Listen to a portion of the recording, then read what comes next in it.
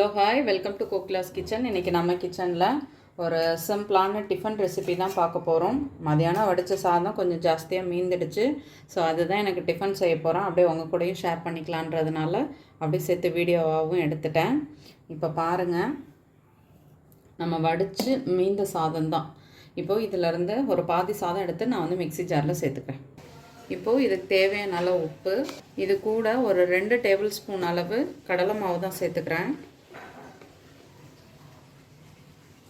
இதை வந்து இப்போ நல்லா மிக்சியில் ரொம்ப நைஸாக அரைக்கக்கூடாது, ஓரளவுக்கு நம்ம வந்து கொஞ்சம் குறைன்னு இருக்கிற மாதிரி அரைச்சிக்கணும். இப்போது இதை நான் வந்து மிக்சியில் அரைச்சி எடுத்து வரேன். அவ்வளோதான், அரைச்சாச்சு. இப்போ ஒரு பாத்திரத்தில் மாற்றிக்கலாம். இப்போது நான் வந்து ரைஸ் வந்து சேர்க்குறதுக்கு முன்னாடி பொடியாக கட் பண்ண வெங்காயம், அடுத்து பச்சை மிளகாய், மல்லித்தழை, அடுத்து இது கூட பொடியாக தூவுன கேரட், இது எல்லாத்தையும் சேர்த்தாச்சு. இப்போ நம்ம வந்து அரைச்ச இந்த ரைஸையும் அதில் சேர்த்துக்கலாம்.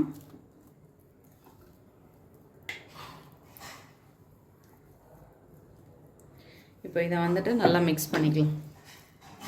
நான் மிக்ஸ் பண்ணி எடுத்துகிட்டு வரேன். மாவு கொஞ்சம் லூஸாக இருக்கிற மாதிரி இருந்ததுன்னா கொஞ்சமாக அரிசி மாவு சேர்த்துக்கலாம். நான் கொஞ்சம் அரிசி மாவு தான் சேர்க்க போகிறேன்.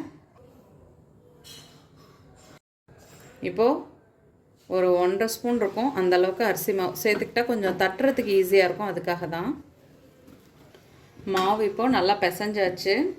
நீங்கள் வந்து ஆயில் கவர் இருந்ததுன்னா ஆயில் கவர் எடுத்துக்கோங்க. என்கிட்ட இந்த மாதிரி நார்மல் கவர் இருக்குது. ஸோ லைட்டாக எண்ணெயை தடவிட்டு அப்படியே இதில் குட்டி குட்டியாக உருண்டையாக வச்சு அதில் அப்படியே ப்ரெஸ் பண்ணி போடுறது தான்.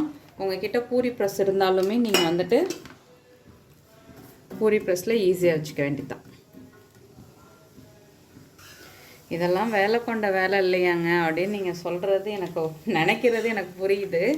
இருந்தாலும் பழையதாக சில பேர் சாப்பிட்றலாம். அது அப்படி இல்லைன்னா வந்துட்டு வேஸ்ட்டாக கீழே போடுறதுக்கு இந்த மாதிரி செஞ்சிங்கன்னா ஈஸியாக காலி ஆகிடும். இப்போ ரைஸாக இருந்தால் ஜாஸ்தி இருக்கிற மாதிரி இருக்கும். இப்போ இந்த மாதிரி பண்ணும் பொழுது இது சீக்கிரமாக காலி ஆகிடும். நீங்கள் வேணால் ஒரு வாட்டி ட்ரை பண்ணி பாருங்கள்.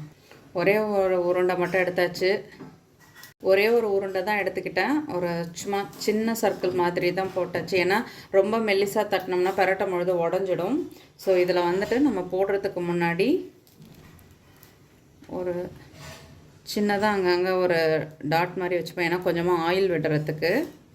அதில் ஆயில் வச்சோம்னா நம்ம வந்துட்டு கொஞ்சம் நல்லா இதுவாக இருக்கும்.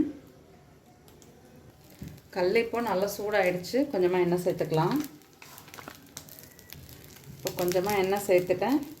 இதை எடுத்து அப்படியே நம்ம வந்து வச்சிடலாம். கொஞ்ச நேரம் அது வேகட்டும். அது வரைக்கும் கொஞ்சம் பொறுமையாக இருக்கலாம். உடனே திருப்பினோம்னா உடஞ்சிடும். நான் வந்து கொஞ்சமாக எண்ணெயை வந்து அந்த ஹோல்ஸில் வந்து கொஞ்சமாக போட்டேன். அது அப்படியே நல்லா வேகட்டும்ன்றதுக்காக. இப்போது இதை வந்து திருப்பி விட்டுக்கலாம்.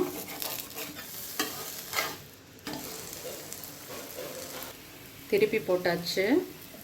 நல்லா கிறிஸ்பாக சூப்பராக வந்துடுச்சு பாருங்கள். இப்போ இது ரெடி ஆகிடுச்சு. நம்ம இன்னொன்றும் போட்டுக்கலாம்.